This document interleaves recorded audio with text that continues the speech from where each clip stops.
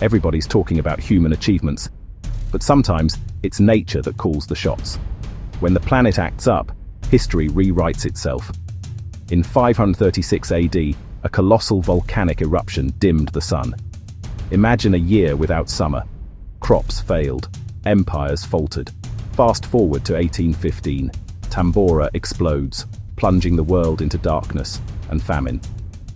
In 1783, Iceland's Laki volcano spewed toxic gas, killing livestock, poisoning the land, and let's not forget the Little Ice Age, centuries of cold. That reshaped Europe, forcing migrations and sparking food crises. Nature isn't subtle. Sometimes it's the ultimate empire builder and destroyer. Next time you see a quiet blue sky, remember, the planet has the power to hit pause at any moment.